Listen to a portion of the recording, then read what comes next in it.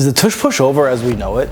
The NFL owners might not outlaw it, but Jason Kielce's retirement may change the environment for it to be and remain successful. The Eagles are playing for 8 or 9 yards on 3 plays, while the rest of the NFL is playing for 10. And that's because of the proficiency that they have using the tush push or the brotherly shove. But let's be honest, nobody calls it the brotherly shove, because everybody loves the tush. When they're successful with this play, we are often reminded by the announcers of Jalen Hurts' ability to squat 600 plus pounds as if he's the one driving the pile forward. But actually, he really isn't. He's actually just crowd surfing while being pushed from behind like he's in the way of a bunch of Walmart shoppers trying to get in the doors on Black Friday. What really makes this play successful is the perfect execution of both timing and physicality.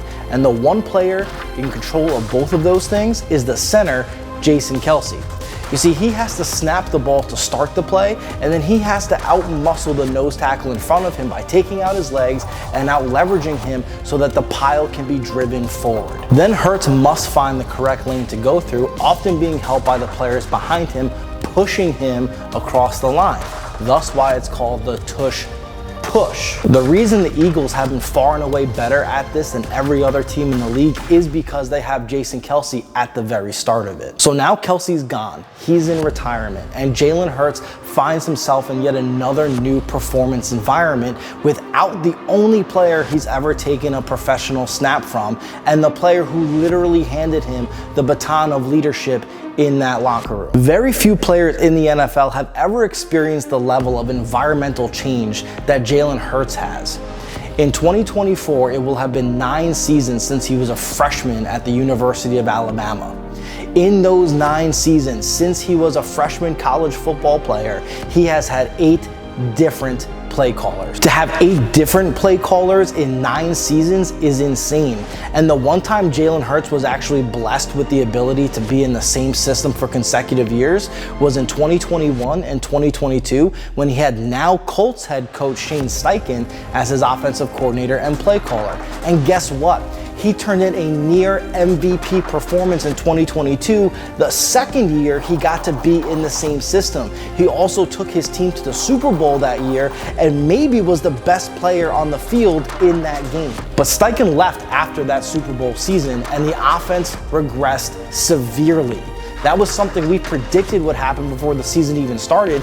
And when the Eagles were 10-1 in 2023, we were still telling our audience not to be fooled. That regression was going to come home once their record caught up to their behavior. This chart shows that year over year between 2022 and 2023, the Eagles' scoring behavior regressed by 37% in consistency, 22% in average scoring behavior rate, and went from a 2% week-to-week improvement in 2022 to a 6% week-to-week regression in 2023. They sucked, and their record covered it up through fluke luck. And Nick Sirianni's continued immaturity finally came to the forefront without Shane Steichen there to outperform his antics. So of course the team fell apart in the final 8 weeks of the season, ending with a first-round playoff loss to the Tampa Bay Buccaneers, something we also told our audience was going to happen at footballbehavior.com. So while Hurts is no stranger to environmental change, he, like any player, is at his absolute best with environmental consistency. Kellen Moore is going to be his 8th play caller in 9 years. And now he has to do it without longtime center Jason Kielce and maybe a watered down version of the tush push. So is Jalen Hurts going to be able to overcome this and bring the Eagles back to NFC contendership in 2024? Subscribe and drop a comment below. Will Hurts overcome the chaos of this Philadelphia Eagles environment? How much will Kelce be missed? And is Nick Sirianni on borrowed time? Leave a comment and let us know what you think.